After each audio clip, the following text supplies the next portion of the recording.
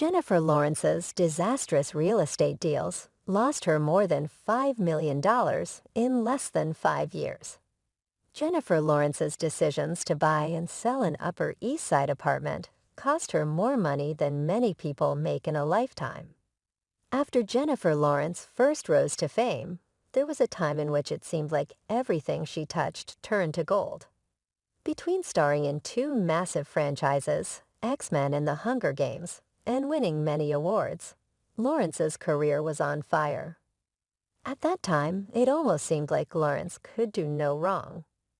While there is no doubt that Lawrence still is very successful, it sometimes seems like the tide has turned since a lot has been going wrong for her.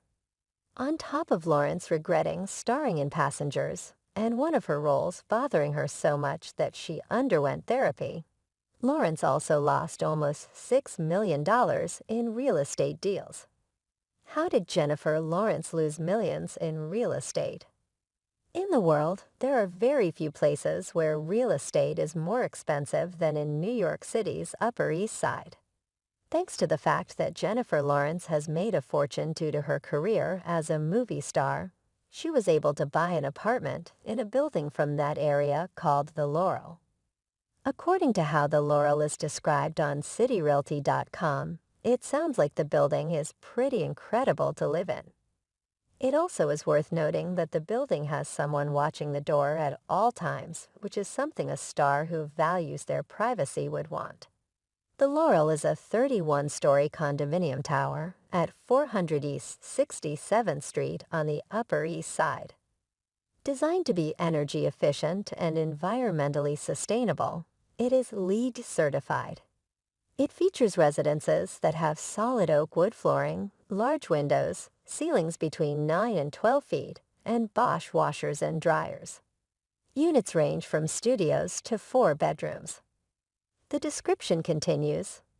The pet-friendly Laurel's amenities include the Trophy Club, a bi-level fitness and triathlon training center, and the Laurel Club, a 2-story space equipped with a screening room, a dining room, a catering kitchen, and a game room. Concierge service, a full-time doorman and parking are also offered. Street Catherine's Park is nearby, as are a number of restaurants. According to people's description of the specific apartment Lawrence bought, it sounds like a luxurious space for anyone to live in. The more than 4,000 square foot pad features 3 bedrooms, 4.5 baths, and a gas fireplace. The interior includes a chef's kitchen with a wine fridge, floor-to-ceiling windows, and access to a private terrace that offers sweeping views of the city. People continues. Bedrooms are separated from the front rooms by a long hallway.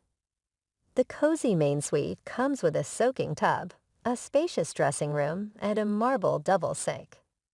Split-level outdoor terraces wrap the apartment and offer plenty of space to entertain Lawrence's famous pals. There's also an outdoor kitchen, fireplace, pergola, and a built-in ping-pong table. Since Lawrence's apartment sounds so impressive, it likely won't surprise anyone that she paid millions for it. Still, a lot of people wouldn't expect that in 2016, the famous actor paid $15.6 million for her apartment in the Laurel. In July 2019, Lawrence decided that she wanted to sell her apartment, so she put it on the market for the first time. Even at that point, Lawrence was prepared to take a small loss as she was asking for $15.45 million. Unfortunately for Lawrence, the real estate market can raise and fall in short order, and by then it was clear nobody would pay that price. By January 2020, Lawrence had clearly come to terms with that as she lowered her price for the apartment to $12 million. At that point, Lawrence was offering her apartment at a loss of more than $3.5 million, so she must have thought it wouldn't take long to sell. Amazingly enough, however, Lawrence would wind up taking a much larger loss than that. By August 2020, Lawrence had finally sold her apartment for an amount that wasn't immediately clear. It wouldn't take long for the media to learn that the final price tag was $9.9 million, which meant Lawrence ultimately took a $5.7 million loss on the sale. Of course, most people have never had that kind of money, let alone be able to survive taking that kind of loss.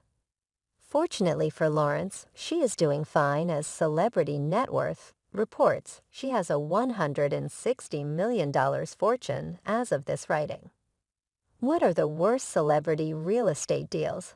Looking back at the fact that Jennifer Lawrence lost almost $6 million in real estate between 2016 and 2020, some people may be tempted to mock her. In reality, however, loads of people lose money on real estate. Lawrence just lost a much larger amount of money because she is rich enough to buy expensive real estate. Keeping in mind that losing money on real estate isn't that remarkable, that makes people wonder what other stars have made similarly bad deals. Sadly for the stars involved, many celebrities have lost a fortune on real estate. In recent years, Britney Spears bought and sold a Los Angeles mansion. Between the two deals, Spears lost almost $2 million in a matter of months. According to The Hollywood Reporter, there have been many celebrities who lost more than $1 million on a real estate deal.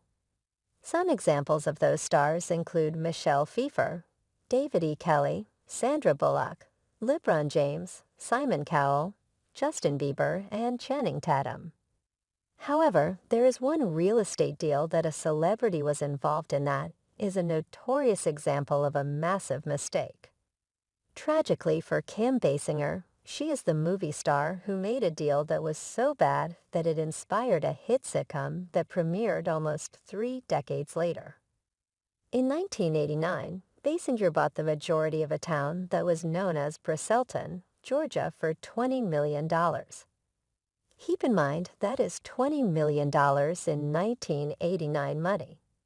At the time, Basinger wanted to turn the town into a tourist attraction with major recording and movie production studios. Of course, none of those plans came to fruition, and after Basinger declared bankruptcy, the land was sold for just $1 million according to CNBC.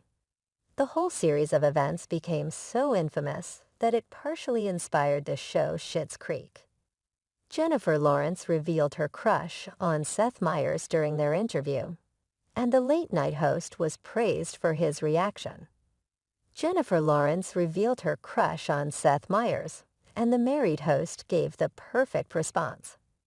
Seth Meyers has made a fortune thanks to late-night television. However, the host has endured some stressful interviews in the past. Among the most awkward included his time alongside Jerry Seinfeld. His guest made it clear he did not want to be on the show, and revealed some details as to what took place prior to the interview. Jerry was insulted after being asked if there was anything he wanted to talk about, given that he was being asked to be on the show. It was far less stressful for Meyers during his interview alongside Jennifer Lawrence. Though Jula did make quite the reveal, admitting to a past crush. We'll take a look back at the moment and why Lawrence was praised for the way she handled it. We'll also take a look at another crush Lawrence revealed, and how she apparently got shut down. Jennifer Lawrence also revealed a crush on Larry David, and David addressed it alongside Seth Meyers. Speaking alongside Seth Meyers, Jennifer Lawrence revealed a few of her celebrity crushes. Among them was none other than Larry David. Lawrence revealed to actually giving him her phone number at one point.